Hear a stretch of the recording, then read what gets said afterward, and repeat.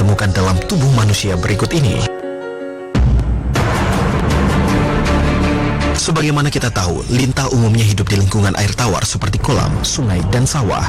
Namun apa jadinya jika seekor lintah hidup di dalam tubuh kita? Ternyata di Tiongkok ada seekor lintah yang mampu bertahan hidup di tenggorokan seorang remaja selama 2 bulan lebih. Tahu Jawan nama remaja itu? Jawan tak menyadari jika dalam tubuhnya ia memelihara hewan penghisap darah. Hewan tersebut hidup di tenggorokannya. Gejala yang ia rasakan hanya merasa sakit dan suaranya jadi serak. Ibunya berpikir Jawan hanya masuk angin dan memberinya obat, namun tak kunjung sembuh. Bahkan semakin lama, kondisi Jawan kian lemah dan berat badannya berkurang. Akhirnya pada November 2011 lalu, orang tua Jawan segera membawanya ke sebuah rumah sakit di kota Yibin, Provinsi Sichuan, Tiongkok. Pihak rumah sakit segera bertindak mengoperasi Jawan. Dari proses operasi, dokter menemukan lintah dengan panjang 10 cm yang hidup dalam tenggorokan Jawan. Uniknya, hewan penghisap darah itu tetap bugar dan merayap saat dikeluarkan dari tenggorokan Jawan. Meski belum diketahui secara pasti bagaimana lintah tersebut bisa sampai masuk dan hidup di dalam tenggorokan Tau Jawan, namun kuat dugaan larva lintah yang berkembang di dalam tenggorokan Jawan berasal dari air tidak steril yang diminumnya. Bagi para dokter di Auckland City Hospital Selandia Baru, mengeluarkan benda-benda aneh dari dalam tubuh manusia adalah hal yang biasa dikerjakan. Namun mengeluarkan belut dari pantat seorang pria yang tidak diketahui identitasnya ini merupakan sebuah pengalaman baru. Peristiwa ini terjadi pada bulan September 2012 lalu di ruang unit gawat darurat di Auckland City Hospital.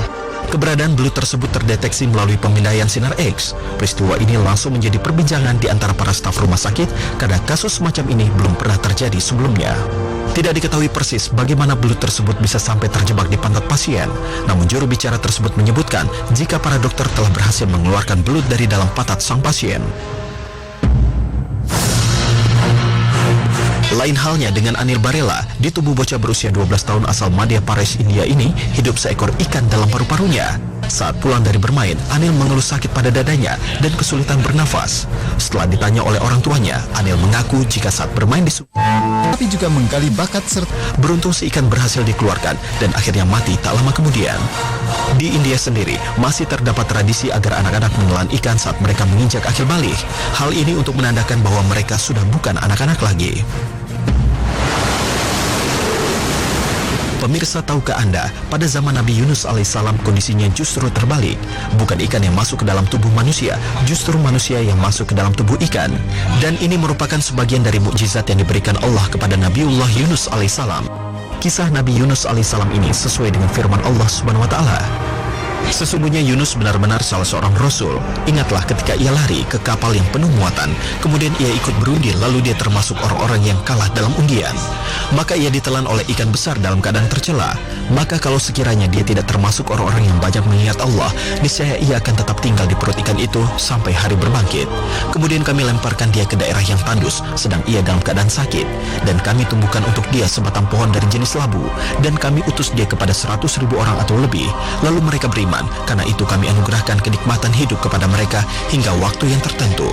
Al-Quran Surat As-Saffat ayat 139 hingga 148. Peristiwa hewan yang bersarang di dalam tubuh manusia lainnya pernah terjadi juga di Tiongkok.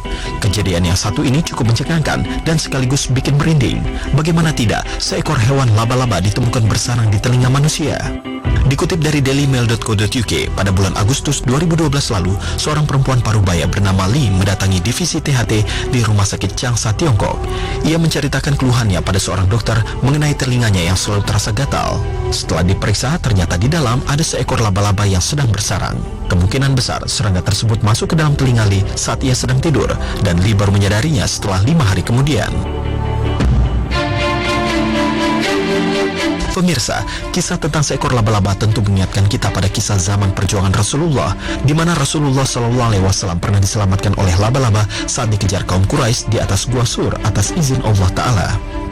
Jikalau kamu tidak menolongnya Muhammad, maka sesungguhnya Allah telah menolongnya, yaitu ketika orang-orang kafir musyrikin Mekah mengeluarkannya dari Mekah, sedang dia salah seorang dari dua orang ketika keduanya berada dalam gua. Di waktu dia berkata kepada temannya, "Janganlah kamu berduka cita, sesungguhnya Allah beserta kita." Maka Allah menurunkan keterangannya kepada Muhammad dan membantunya dengan tentara yang kamu tidak melihatnya, dan Al-Quran menjadikan orang-orang kafir itulah yang rendah, dan kalimat Allah itulah yang tinggi. Allah Maha Perkasa, lagi Maha Bijaksana. Al-Quran Surat At-Taubat ayat 40. Pemirsa Mozaik Islam, manusia memang memiliki antibodi untuk menolak zat maupun benda asing yang masuk ke dalam tubuh kita, seperti bakteri, virus, termasuk juga hewan-hewan kecil super mikro lainnya. Namun banyak peristiwa tak terduga yang terjadi di sekitar kita yang membuat kita tidak menyadari adanya benda asing yang akhirnya masuk dan hidup di dalam tubuh kita. Bahkan dalam beberapa kasus bisa sangat membahayakan tubuh. Sepatutnya lah kita selalu berhati-hati dan menjaga dengan baik tubuh yang sempurna yang telah Allah Subhanahu wa taala berikan. Rasulullah SAW bersabda, "Sungguh badanmu memiliki hak atas dirimu." Hadis riwayat Muslim.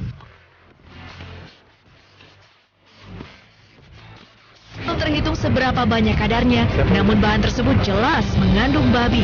Kita hanya minta kepada Solarium untuk sementara membuang atau mencabut label halalnya dulu. Ya. Itu kapan Pak? Kapan waktunya Pak? Sudah pencabutan? Iya, hari ini dia katanya akan mencabut label halalnya sambil menunggu hasil uji banding dari LPPOM-nya MUI Pusat. Temuan bahan non-halal baru dilakukan melalui rapid test atau tes cepat. Tes seperti ini memang sering dilakukan dalam sidak karena kecepatannya dan mudah digunakan. Namun, metode ini memiliki kekurangan karena mudah terkontaminasi, sehingga persentase kesalahan menjadi lebih tinggi. Maka untuk memastikan hasil pemeriksaan, pengujian ulang yang lebih teliti harus dilakukan. Jadi simpelnya seperti itu, kita bukan produsen, kita mencampurnya dari bahan-bahan yang halal, kemudian kita sajikan ya. Kita masih menunggu hasil tes pembanding dari LPPOM MUI pusat dalam hal ini, karena ya kita kan disertifikasi oleh LPPOM MUI pusat. Jadi kita tunggu aja hasilnya. Ya perlu dicamkan, perlu diingat bahwa semua bahan-bahan kita itu sudah disertifikasi halal. Sejauh ini sampel sedang diperiksa oleh MUI Pusat. Jika terbukti mengandung bahan non-halal, sertifikasi halal restoran akan dicabut. Kalau perusahaan itu sudah memiliki sertifikat halal, kalau perusahaan itu menerapkan sistem jaminan halal dan itu terus kita awasi, ya tentu itu adalah jaminan dari Majelis Ulama Indonesia.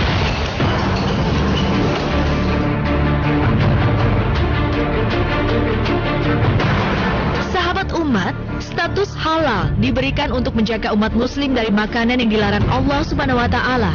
Jika terjadi penyimpangan atau ada oknum yang nakal, menjadi pelajaran bagi semuanya untuk lebih teliti dalam memeriksa atau memilih makanan.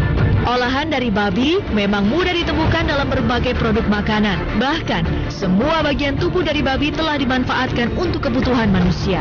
Salah satu bagian dari babi yang paling sering digunakan dan mudah ditemukan dalam kehidupan sehari-hari adalah lemak babi atau lard. Penggunaannya cukup luas dalam berbagai masakan. Bahan ini sering sekali dimanfaatkan dalam proses pembuatan kue atau roti karena bisa membuat kue dan roti menjadi lezat, nikmat, renyah, lembut dan lentur. Lard juga memiliki titik leleh lebih tinggi dari mentega. Dalam produk coklat, minyak babi bisa membuat coklat lebih lumer di dalam mulut. Selain itu, lemak babi juga dijadikan sebagai minyak untuk menggoreng. Memasak dengan minyak babi diyakini bisa membuat makanan lebih lezat jika dibandingkan menggunakan minyak sayur. Fakta yang cukup menakutkan, begitu banyak produk yang menggunakan bahan dasar dari babi, padahal olahan babi memiliki dampak yang buruk bagi kesehatan manusia. Daging babi termasuk jenis daging yang sulit untuk dicerna. Membutuhkan waktu 6 jam untuk mencerna satu porsi daging babi tanpa lemak. Jika sering mengkonsumsinya, tentu akan merusak pencernaan. Babi membawa sejumlah parasit dalam tubuhnya yang tidak akan mati walaupun babi sudah dimasak. Parasit yang masuk akan menyebabkan penyakit serius bagi manusia, seperti Trichinellosis. Penyakit ini akan menyerang sistem pencernaan dan menimbulkan masalah pada jantung.